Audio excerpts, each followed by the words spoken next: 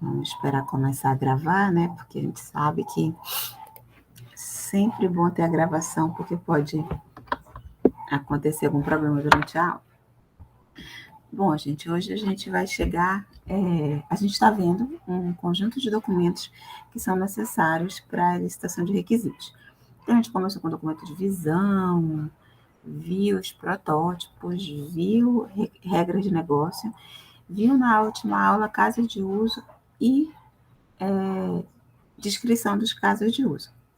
Eu vou começar a aula, eu verifiquei que vários já entregaram, só que eu vou abrir alguns exemplos de uns, eu espero que não nem dê para ver quem foi, porque a intenção não é dizer que está errado, é só mostrar para vocês que alguns cometeram algumas incorreções e que, como a gente está no prazo, eu vou pedir para vocês, para aqueles que verificarem que eu comentei alguma coisa que precisa ser corrigido, para enviar novamente, tá?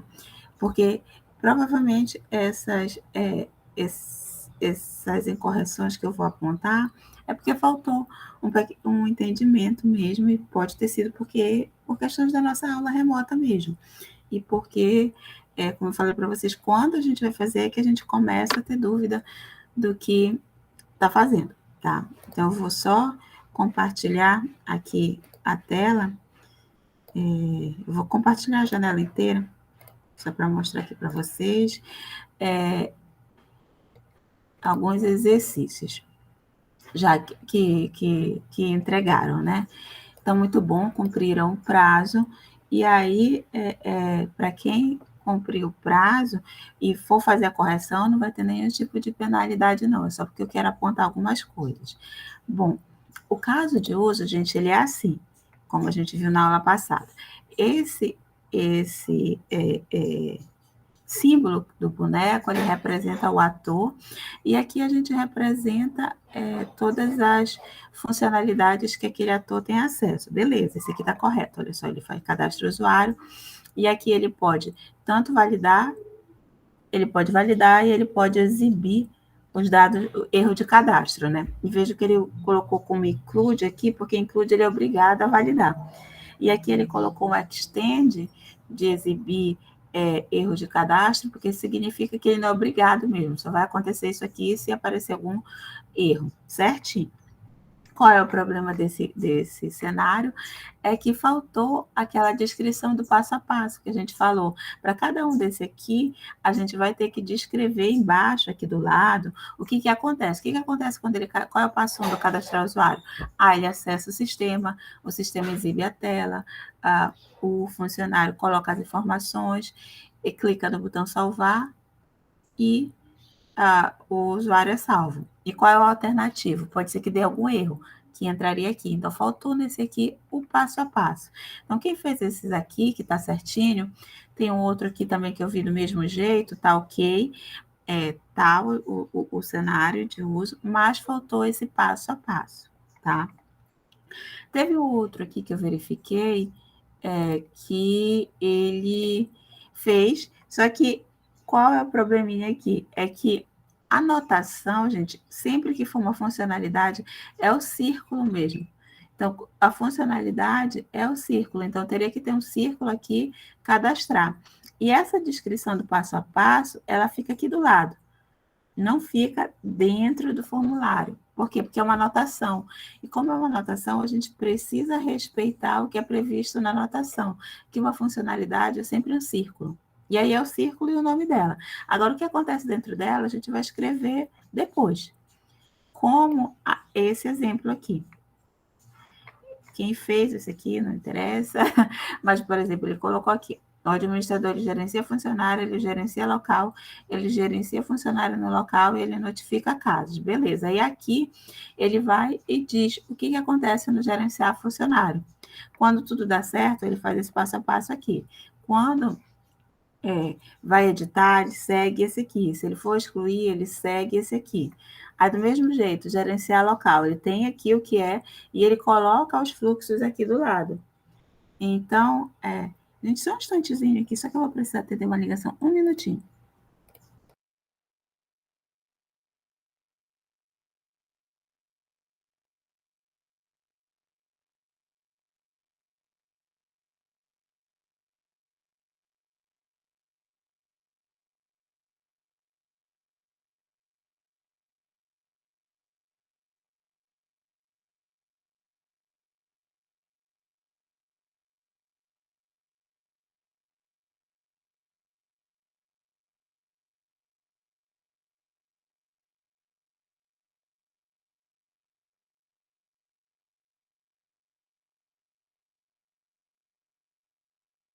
Desculpa, pessoal, só que era uma entrega e a pessoa estava perdida. Então, continuando o que a gente estava falando, o correto é esse aqui. A gente coloca o cenário de uso e ao lado a gente descreve o passo a passo do que aconteceu, tá? Então, quem fez só só identificou e não fez o passo a passo, eu peço para colocar de novo lá e já com a descrição do passo a passo. Quem fez com essa anotação diferente, que colocou o passo a passo aqui do lado, também tira o passo a passo daqui, coloca aqui do lado e usa a anotação correta, que são os círculos para fazer a funcionalidade. Então, só para. Então, quem entregou e viu que não está muito, que não está nesse esquema aqui, tem tempo para corrigir. Então, eu peço para fazer a correção. Vamos lá, algumas pessoas levantaram, perguntaram. Deixa eu só ver aqui, o Ronils, não, deixa eu só olhar o chat antes de conversar já com vocês. O Amiraldo disse que ainda vai enviar. Tudo bem. Quem ainda não enviou, já faz desse jeito que eu orientei, tá? O Sávio perguntou se o dele está certo. Sávio, eu não sei, eu não estava verificando por nome. Na verdade, eu estava só abrindo aleatoriamente. Eu vou aqui abrir o teu aleatoriamente. Era isso que eu estava fazendo. Aí eu vi que vários estavam com algum tipo de problema nesse sentido. Sabe, eu olhando por cima, o teu tá certo, tá? Com os círculos, só que dentro dele, deixa eu só aumentar um pouquinho, que o zoom tá difícil para ler. Ele está um pouquinho difícil para eu ler o que tem dentro dos círculos, agora eu vou ter que baixar, mas dentro do círculo só precisa ter o nome da funcionalidade. Eu não sei se eu colocar-te algo a mais, porque está parecendo que o nome está grande aqui, mas eu não sei se é o nome grande da funcionalidade ou se colocar-te uma descrição maior. Mas é só porque está bem difícil para eu ler aqui mesmo, porque o círculo está em azul, a letra está branca, e aí eu não estou conseguindo ler direitinho. Deixa eu até mostrar aqui, só para te ver, porque eu estou dizendo que eu não estou conseguindo ler, que está aparecendo assim. E aí eu não consigo aumentar o zoom aqui, mas aí eu vou baixar e aí eu aumento o zoom. Eu só não sei te dizer se esse nome todo aqui que tá é o nome todo da tua funcionalidade, porque aqui não precisa ter o nome todo da funcionalidade. Quer dizer, é só o resumo, cadastrar usuário, emitir relatório, só de uma forma mais simplificada. A gente colocou um resuminho. Isso. Aí se puder tirar e colocar só o nome dele, aí pode fazer assim, tá? No mais, gente, essa observação é só mesmo para vocês, para que, como tem tempo de correção, e eu acho que alguns foi problema mesmo, porque a nossa aula é muito corrida e esses exercícios não estão sendo feitos em aula, isso é normal. Esse é o tipo de correção que a gente faz em aula, até porque, como eu falei para vocês, se a gente tivesse no presencial, esse exercício que está ficando para vocês fazerem durante a semana é o exercício que vocês fariam em casa mesmo. Em casa, desculpa, na sala de aula mesmo, a gente já faria correção, tá? Então, não tem problema nenhum se já enviou e viu que está com algum problema que eu apontei, envia de novo, que não tem problema essa questão de prazo, tá bom? Só fazer a correção lá.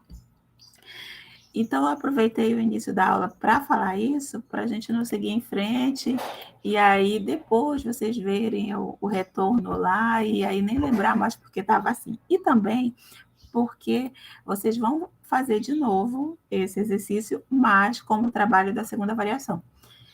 O trabalho da segunda variação, eu vou explicar para vocês na próxima aula, tá? Por quê? Porque na aula de hoje a gente está chegando no final do conjunto da série de documentações referentes à documentação de requisitos no processo tradicional. Olha lá. A gente já fez o documento de visão, a gente já fez o protótipo de interface, já fizemos regra de negócio, já fizemos glossário, já fizeram esse caso de uso junto com o diagrama de caso de uso. O diagrama é a imagem e o caso de uso é aquela descrição lá do passo a passo, então vocês já entregaram. E aí a gente chegou aqui no requisitos não funcionais. Com isso, a gente vai encerrar na aula de hoje essa primeira etapa da disciplina, que é conhecer os documentos que fazem parte dessa grande artefato que a gente chama documentação de requisitos de software. Então, DRS, que é documentação de requisitos de software, é esse conjunto de documentos aqui. E aí, ao longo dessas aulas que a gente está tendo no sábado, a gente viu todos eles. Hoje a gente vai ver requisitos não funcionais, vai ficar a tarefa como sempre. E aí, na próxima aula, que é o próximo sábado, a gente vai ver qual é a segunda variação. Não vai ser o dia da segunda variação? Não, a gente vai saber o que é. Eu vou explicar para vocês e vocês vão ver qual é o trabalho dela, tá bom? E aí vocês vão ver que é basicamente vocês documentarem um sistema, só que agora a escolha de vocês, e vocês vão verificar quais dessas documentações mais se adequam para vocês representarem esse sistema. Mas isso é assunto lá da aula do próximo sábado, porque nessa a gente vai ver essa parte que é o último documento de requisitos dessa primeira etapa da disciplina, tá? Que é o dos requisitos não funcionais. Ele é um documento simples que vocês vão verificar que, além de simples, vocês vão seguir um modelo para fazê-lo e vocês vão ver que esse documento ele vai se tornar mais fácil de ser feito ao longo do curso. Como assim? Porque quando vocês vão ver que tem algumas especificações de requisitos não funcionais que vocês ainda não viram a disciplina. E aí, quando vocês estudarem a disciplina, vai ficar mais fácil construir esse documento. Como assim? Tem uma disciplina que vocês vão ver ao longo do curso, que o nome dela é Avaliação de Desempenho. Nessa disciplina de avaliação de desempenho, vocês vão aprender como mensurar a questão de desempenho de um sistema. Aqui, vocês vão ter uma certa dificuldade para dizer o tempo de resposta de uma página, só que isso é um requisito não funcional, né? A parte de segurança é o que é um sistema seguro. Vocês têm uma disciplina específica chamada Segurança da Informação, mais para o final do curso. Só que aqui nesse documento de requisitos não funcionais, já tem um item que precisa ser preenchido, que é referente à segurança da informação. Eu não vou cobrar nenhum detalhamento específico de vocês, porque vocês ainda não viram a disciplina. A gente vê primeiro a disciplina de requisitos e depois vocês veem essas disciplinas mais específicas. Então, esse documento de requisitos não funcionais vocês vão conhecer, vocês vão ter um modelo para ser seguido, mas vocês vão ver que essa se torna uma tarefa mais fácil quanto mais vocês avançam no curso. Até porque vocês vão ser analistas de requisitos no final do curso, quando vocês se formarem, aí vocês podem ser contratados como analista de requisitos, e para fazer esse documento de requisitos não funcionais, vocês já vão ter visto essas disciplinas mais específicas, que é a parte de avaliação de desempenho, de segurança da informação, que estão mais relacionadas ao requisito não funcional. Por quê? Porque o requisito não funcional, qual é o objetivo dele? É colocar restrições antes e durante o processo de desenvolvimento. Só que essas restrições, elas não estão mais relacionadas à funcionalidade em si. Por quê? Porque a parte dos requisitos funcionais foi o que a gente viu até o momento, com documento de visão, com os casos de uso, com os protótipos, esses são os requisitos funcionais. O que a gente vai falar hoje são requisitos não funcionais, que são requisitos para aquele sistema que vocês estão fazendo, mas que não estão relacionados à funcionalidade em si. Como assim? São os requisitos relacionados à parte de interface, à parte de qualidade, de recurso, de tempo. Por exemplo, se eu digo para vocês, olha, eu quero que vocês façam um aplicativo, e esse aplicativo ele tem que funcionar no Android e tem que funcionar também no iPhone. Ele tem que funcionar no sistema operacional do iPhone e tem que funcionar no Android. O que é isso? É uma funcionalidade? Não. Eu estou falando de um requisito não funcional, que diz que ele tem que funcionar tanto no iOS, que é o sistema operacional do iPhone, quanto no Android. E aí, isso é um requisito não funcional. Se eu disser, olha, faça um site, e esse site ele tem que funcionar corretamente em todos os browsers, tem que funcionar no Chrome, tem que funcionar no Edge, tem que funcionar no Firefox, tem que funcionar no browser do iPhone. O que é isso? É um requisito não funcional. Se eu disser, olha, eu quero que vocês desenvolvam um sistema, um novo sistema para a UFOPA, de gerenciamento da parte acadêmica, só que eu quero que ele seja muito mais rápido que o SIGA. Eu quero que ele demore, no máximo, 3 segundos para carregar. Vejam que eu estou falando de requisitos não funcionais. Não estou pedindo para vocês fazerem nenhuma funcionalidade nova. O que eu estou pedindo para vocês é para vocês fazerem um sistema que atende determinados requisitos relacionados à performance, à operacionalidade do sistema. Se eu disser, olha, eu quero que vocês façam um sistema, só que eu quero que ele seja totalmente acessível. Que qualquer leitor de tela para cegos consiga ler esse sistema, que ele tenha um recurso aqui para que as pessoas surdas, mudas, consigam acompanhar o sistema. Aí, o que eu estou falando para vocês? Eu estou falando de requisitos de acessibilidade e de usabilidade. E isso só pode, é o tipo de requisito que é requisito não funcional. Eu não estou dizendo uma funcionalidade nova, mas eu estou falando sobre restrições do sistema, sobre comportamento do sistema. Isso são os requisitos não funcionais. Quando eu já não estou mais preocupada com a funcionalidade em si, mas com algumas restrições. Agora, muitas vezes os requisitos não funcionais, eles se relacionam com os requisitos funcionais. Por exemplo, se eu digo assim, eu quero um sistema seguro. Eu quero que esse sistema ele só seja acessado por pessoas que têm autorização para acessar. Vejam que eu falei sobre um requisito não funcional, é seguro. Só que para ele ser seguro, eu vou ter que implementar algumas funcionalidades, por exemplo, login e senha. Ou acesso somente através de certificação digital. Por quê? Eu estou criando funcionalidades para garantir o atendimento de um requisito não funcional, que é a segurança do sistema, certo?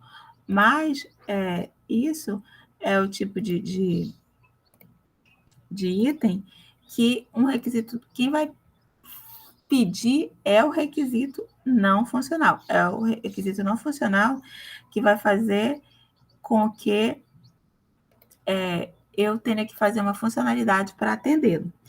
Mas nem todos os requisitos não funcionais, eles estão relacionados a uma funcionalidade.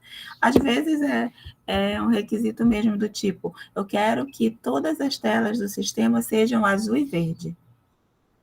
O que é isso? Eu estou falando sobre a cor do sistema, não é um requisito, não é uma funcionalidade, mas é a parte de usabilidade.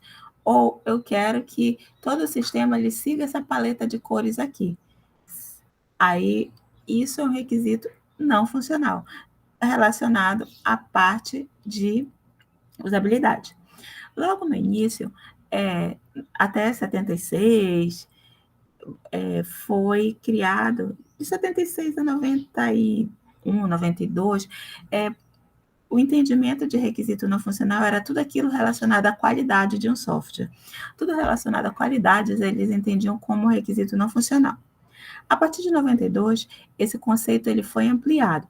Disseram que requisito não funcional não era só qualidade, mas era também questão de confiabilidade, de eficiência, de testabilidade, de modificabilidade. Até que, posteriormente, Somerville ele identificou que requisitos não funcionais eles estavam relacionados a 3 grandes áreas: requisitos de processo, requisitos de produto e requisitos externos. E aí, quando o analista de requisitos ele estivesse pensando nos requisitos não funcionais, ele tinha que se preocupar com a parte de requisitos de desempenho, de eficiência, de segurança, com limitações econômicas, com limitações legais impostas, com a parte dos requisitos de implementação, qual a linguagem que vai ser feita, por exemplo. Tudo isso estava relacionado aos requisitos não funcionais de um sistema, que seriam itens que o sistema precisa ter, mas que não está relacionado diretamente a uma funcionalidade. E aí, o que seria os requisitos de produto? Os requisitos de produto tudo isso aqui, é a usabilidade, é a confiabilidade, é a segurança, é a eficiência de um sistema, é o desempenho, é a capacidade. E esses requisitos do produto, eles são tão delicados que muitas vezes o sistema, ele tem todas as funcionalidades, tudo que o cliente pediu tem, só que se não atende a esses requisitos de produto não funcionais, pode ser que o sistema não seja aprovado. Por exemplo, eu tenho um sistema que tem todas as funcionalidades, mas ele é muito lento. Toda vez que eu abro aquele sistema, apesar de ter todas as funcionalidades, eu espero 1 minuto para carregar. Ou seja, ele tem tudo que eu pedi, mas ele é lento. Ele não atendeu a um requisito não funcional.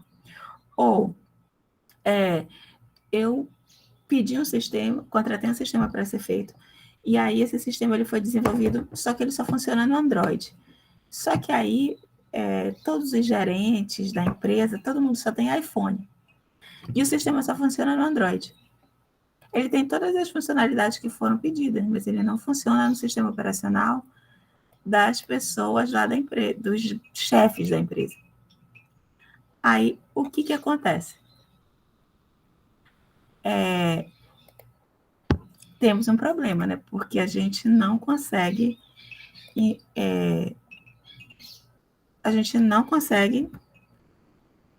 fazer com que o sistema funcione no celular das pessoas que pagaram pelo desenvolvimento do sistema.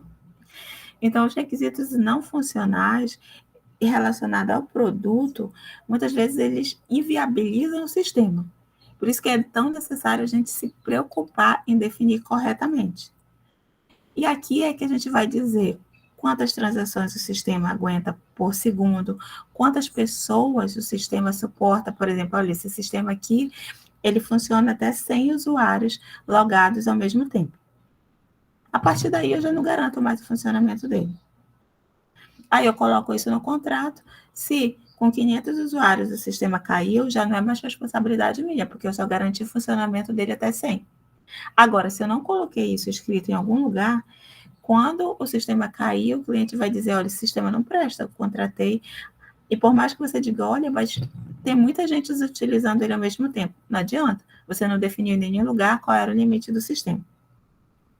E aí você já deve ter visto na TV várias vezes, quando o sistema dá problema, por exemplo, o sistema do Enem não está conseguindo aguentar, e tem várias pessoas lá tentando se cadastrar.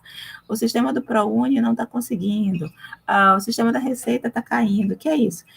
São vários usuários logando no sistema ao mesmo tempo, o sistema não aguenta, mas por quê? Porque provavelmente um requisito não funcional dele não foi atendido.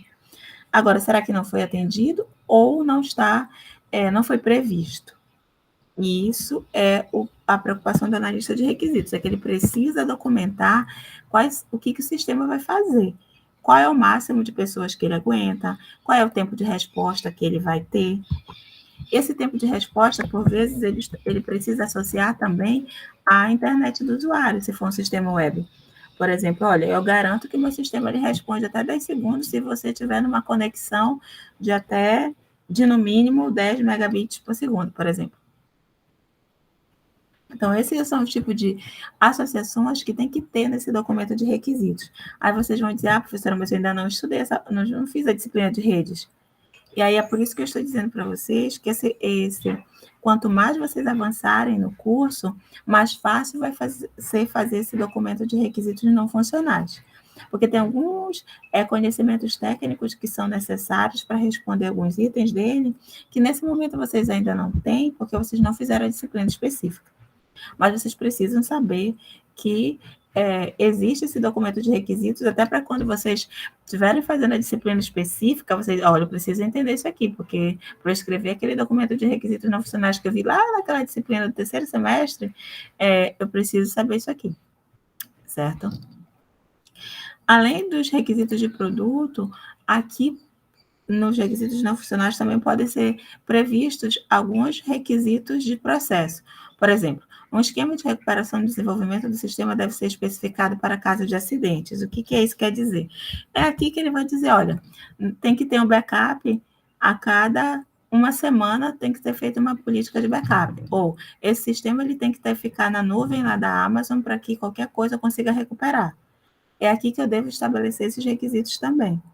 Em caso de acontecer algum problema, corromper o meu servidor, corromper o notebook onde está instalado o meu sistema, como é que eu vou recuperar? É aqui que eu vou prever, certo? Além dos requisitos de produto, além dos requisitos de processo, eu ainda tenho que prever aqui alguns requisitos externos. Que requisitos externos são esses? Por exemplo, se eu tiver que atender a uma determinada lei no meu sistema, é aqui que eu vou ter que prever. Não sei se vocês já ouviram falar, recentemente foi aprovada no Brasil uma Lei Geral de Proteção aos Dados, que é a LGPD. O que ela diz? Ela regula algumas informações pessoais que podem ou não ser tornadas públicas pelos sistemas. E aí, vocês, como analista de requisitos, têm que prever que, olha, o meu sistema ele tem que atender a LGPD. Se o meu cliente pedir para exibir ter uma consulta pública dos CPFs dos usuários daquela aplicação, eu não posso implementar, porque eu tenho um requisito não funcional que diz que o meu sistema atende a LGPD e não pode ser exibido. Então, essas preocupações também devem estar aqui nos requisitos externos. Por exemplo, se vocês forem contratados para fazer um sistema de dados médicos, existe toda uma legislação que diz que a gente não pode publicar as doenças das pessoas, porque isso é uma informação individual. Então, não pode ter lá no sistema de um determinado hospital que o Sávio foi atendido lá porque ele estava com a doença X. Por quê? Porque essa informação é pessoal do Sávio, ele não quer que todo mundo saiba.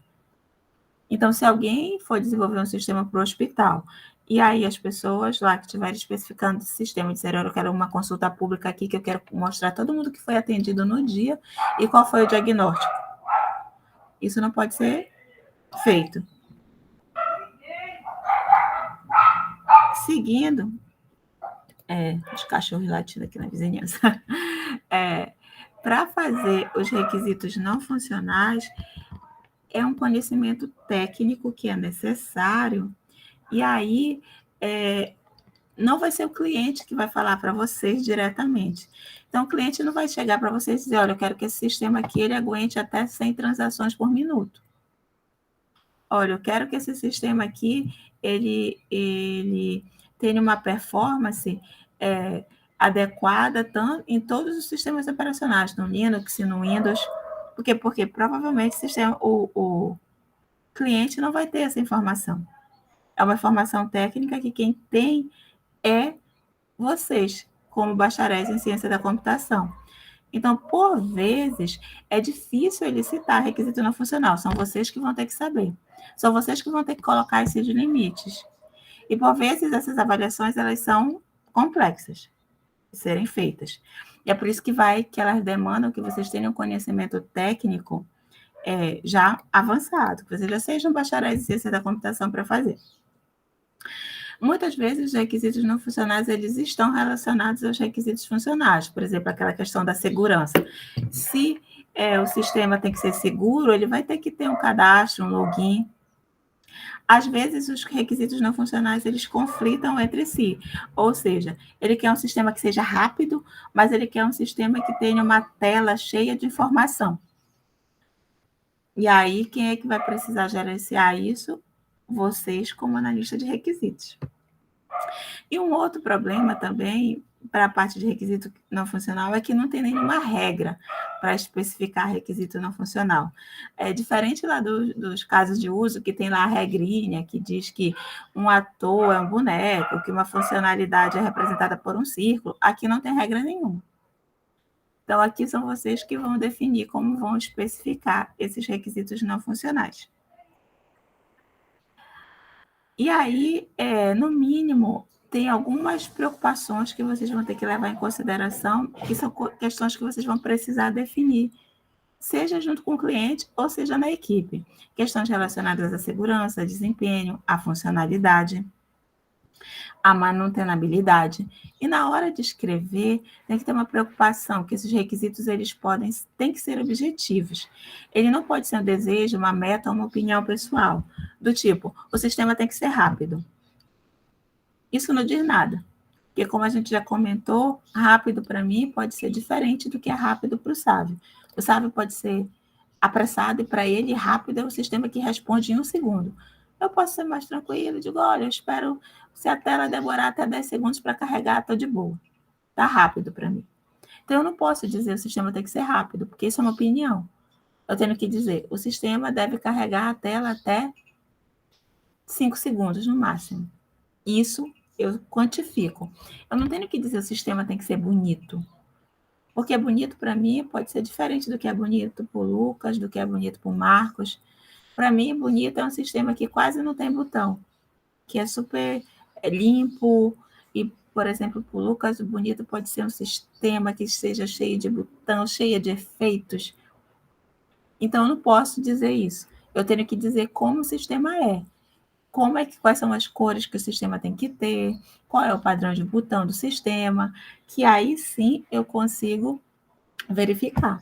Né? E aí ele não é, eu consigo implementar e todo mundo vai concordar no final. Esses requisitos, eles também têm que ser testáveis. Lembra da história, o sistema tem que ser rápido? Não, o sistema ele tem que responder em até 5 segundos, porque aí eu consigo testar se ele realmente está respondendo em até 5 segundos.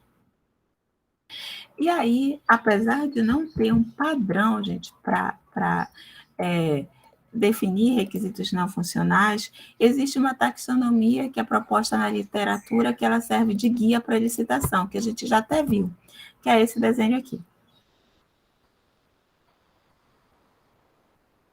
O que é isso? Quer dizer, professora? Quer dizer que eu não tenho nenhum guia, não tenho nada que me obrigue a fazer os requisitos não funcionais de uma determinada forma. Mas, quando eu estiver licitando requisitos não funcionais, eu tenho que me preocupar com os requisitos de processo, com os requisitos de produto e com os externos. Eu tenho que, no mínimo, verificar alguns requisitos de usabilidade, alguns requisitos de performance, alguns requisitos de eficiência, de portabilidade, que é onde o sistema vai rodar. Eu tenho que verificar se tem algumas leis que o sistema precisa atender, se tem alguns requisitos de implementação ou padrões que precisam ser seguidos. Como assim? Vocês são contratados para desenvolver um sistema para a UFOPA. Vocês já devem ter visto que o sistema da UFOPA, eles têm um padrão de cores. No geral, os sites são verdes e tem os símbolos. Provavelmente, se vocês forem desenvolver um sistema para a UFOPA, vocês vão ter que seguir esse padrão. E é isso que são os requisitos de processo que vocês vão precisar se preocupar quando vocês estiverem definindo, tá? Isso vai depender para quem vocês estão desenvolvendo. Pode ser que vocês vão desenvolver para uma determinada loja, eles contrataram vocês. Não tem padrão nenhum. É o primeiro sistema da loja, não tem nada a ser seguido. Mas, diferente, vocês foram contratados para desenvolver um sistema lá para o Banco do Brasil. Já tem o padrão deles. E aí vocês vão precisar conhecer e adaptar. Isso está relacionado aos requisitos não funcionais. Certo? Então, os requisitos não funcionais, só para a gente relembrar, é tudo aquilo que não está relacionado à funcionalidade e que está relacionado ao comportamento de uma aplicação. Além disso, a gente já viu que a gente deve sempre especificá-los de forma verificável, ou seja, eu não tenho que usar essas palavras genéricas, como aqui. O sistema deve ser seguro. Não sei o que é seguro. Aí ele diz aqui o que é. Olha, aqui eu vou dizer, olha, o sistema tem que ter um login, ou o sistema tem que ter um cadastro de usuário, ou o sistema vai ser acessado somente por certificado digital. Isso é ser seguro. Eu não vou dizer que o sistema deve processar depósitos rapidamente. Eu vou dizer o tanto de tempo. Olha, o sistema deve fazer o depósito em 2 segundos ou menos. Isso é ser preciso. Eu tenho algumas palavras que eu devo evitar. O sistema deve ser amigável. Eu não sei o que é amigável. Mas eu posso dizer, o sistema, eu devo chegar na funcionalidade que eu quero acessar em até 2 cliques. Se isso for amigável para mim, né? O sistema deve ser portável. Não, eu tenho que dizer em que sistema operacional o sistema deve funcionar. O sistema deve ser pequeno. Não sei o que é pequeno. Para mim pode ser uma coisa, para o Sávio outra. Aí a gente define a dimensão que o sistema tem. E assim por diante. Algumas palavras, o sistema deve ser flexível. Não. O sistema deve ter as funcionalidades que implementam, que atendem os usuários A, B e C. Então, eu devo sempre evitar essas palavras genéricas, porque essas palavras genéricas eu não consigo testar e pior que isso, eu deixo margem para vários entendimentos. Então, o sistema deve ser rápido. Para o meu programador, que ele é super tranquilo, ele vai dizer: o sistema é rápido, vou fazer esse sistema aqui responder em até meia hora. Isso não é rápido, mas para ele pode ser, né? Então, essas palavras, amigável, portável, pequeno, grande, rápido, lento, isso eu devo evitar. Eu tenho sempre que tentar quantificar, certo? Então, essa é a forma de fazer requisitos não funcionais. É aqui que eu vou me preocupar em definir as minhas restrições. Se, por exemplo, eu estou desenvolvendo um aplicativo e eu sou programador Android, eu nunca desenvolvi para iPhone, eu nem tenho iPhone para testar, eu vou ter que descrever aqui nesse documento de requisito não funcional que esse meu aplicativo só funciona no Android. Porque aí, beleza. Se o usuário quiser, ele me contrata. Se não, aí ele vai ter que procurar um outro programador que desenvolva para iPhone também, para iOS também. Então, é aqui nesses requisitos, nessa documentação de requisitos não funcionais, que eu tenho que ter essa preocupação, beleza? Aí vem a nossa tarefa de fazer a documentação de requisitos não funcionais do sistema que vocês estão fazendo. Mas como é que vocês vão fazer isso se eu acabei de dizer para vocês que tem muita coisa que vocês ainda não viram porque são de matérias mais avançadas?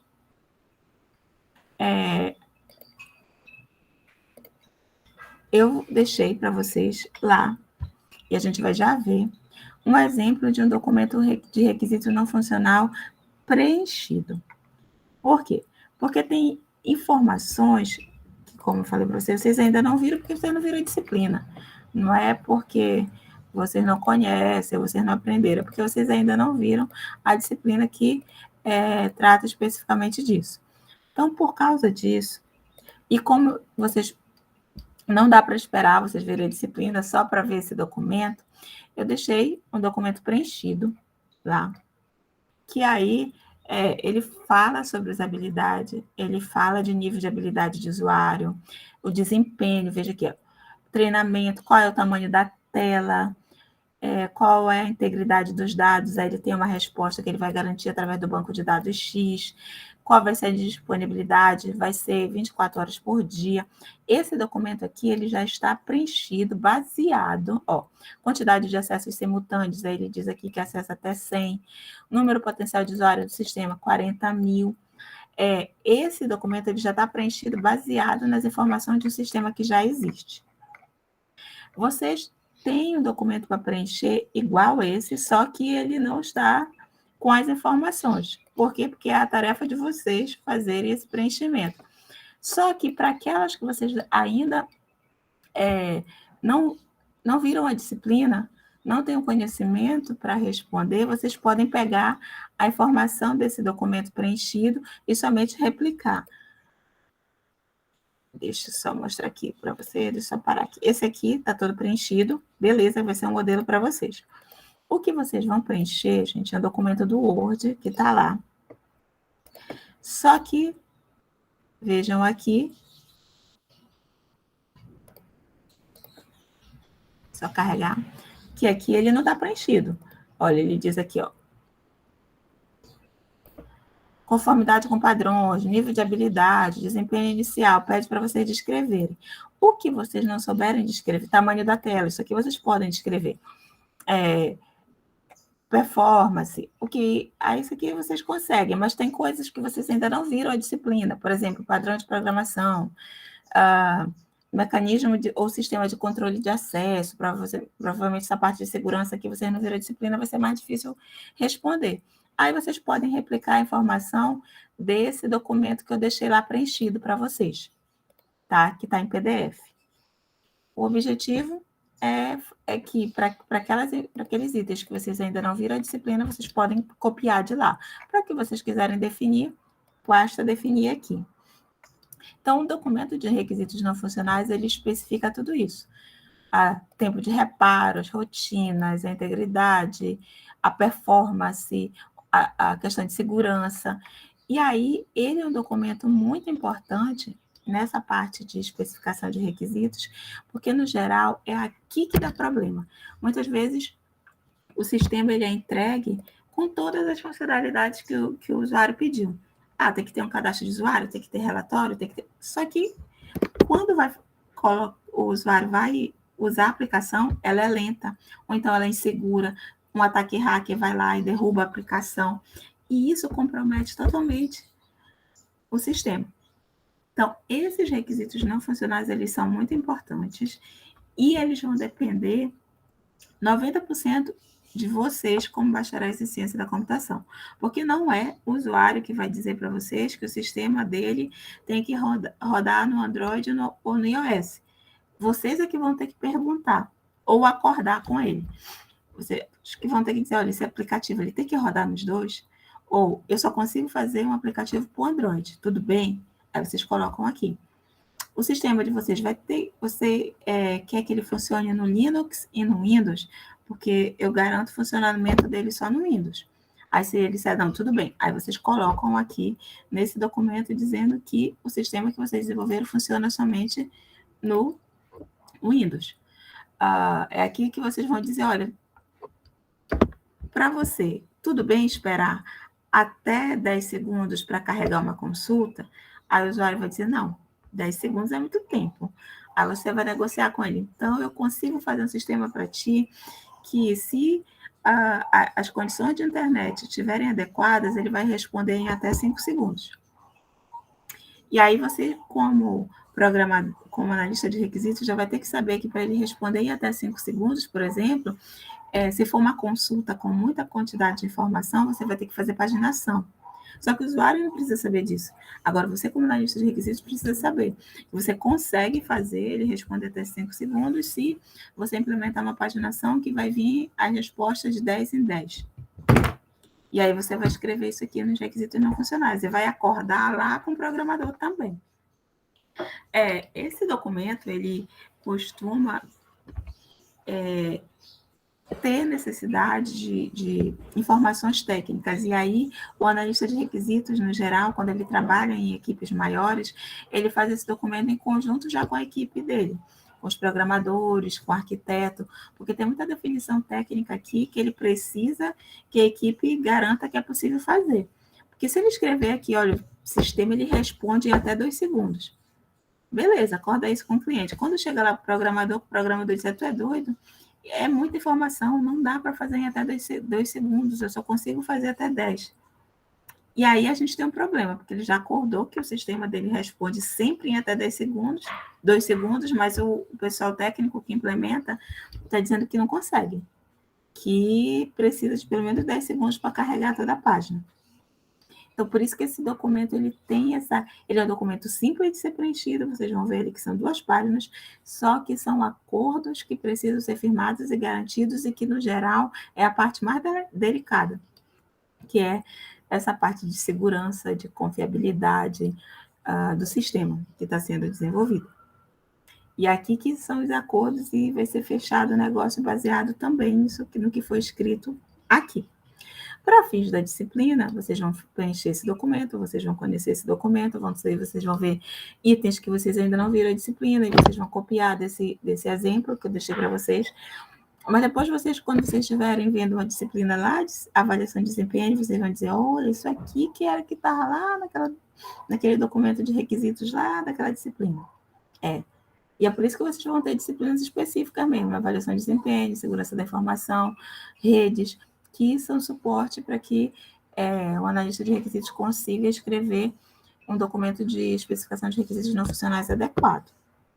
E aí vejam como tudo fecha, né?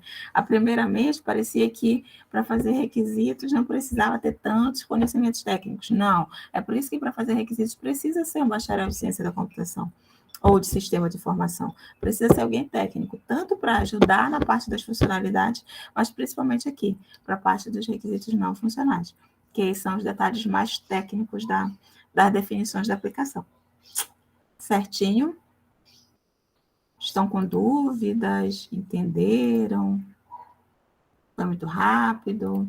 O que ficou para você do que é esse requisito não funcional? Por aí, alguém falou, entendemos, estava dizendo que entendeu. Olha aí. Então, a gente chegou no último documento que compõe essa especificação de requisitos, que é o requisitos não funcionais. Vocês vão ficar para fazer esse documento, lembrando que aquilo que eu já repeti várias vezes, vai ter itens aí que você vai dizer, não deu para responder, professora. Beleza, copia lá, pode até sinalizar em vermelho, só para saber que vocês pegaram lá do outro. E aí, na próxima aula, a gente conversa um pouco mais sobre a tarefa que vocês entregaram e a gente vai ver a segunda avaliação.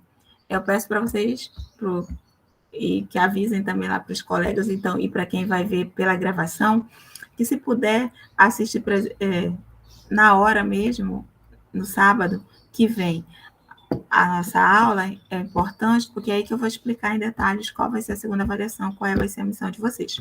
Beleza? Então, a aula era essa, rapidinho, né? Jogo rápido, 1 hora de aula. Depois, o trabalho maior é fazer a tarefa. Qualquer coisa, usem o grupo. E aí também, gente, para o pessoal que eu dei o alerta lá da tarefa de casos de uso, pode mandar de novo, que não tem problema, não. Até aqui, ó. Professora, até que horas é para entregar a atividade dos diagramas? No Classroom está programada até as 23h59 de hoje. Professora, não deu. Eu precisei corrigir, mas hoje a minha internet estava ruim. Se vocês entregarem até segunda-feira, certinho, não tem problema, não vai ser penalizado, não. Até porque hoje que eu avisei que tem algumas ali que estão com probleminha, e aí eu peço para enviar de novo. Tá bom? Então, até segunda-feira, às 23h59, não tem nenhuma penalidade de perder ponto por causa disso, não. Tá bom? Então, é isso, pessoal. Podem agora voltar a dormir, curtir o final de semana e lembrem de fazer essa atividade durante a semana. Belezinha? Então, é isso. Tchau, tchau para vocês. Qualquer coisa, tomar café no banco. Vão lá fazer as tarefas do final de semana agora. Tchau, tchau.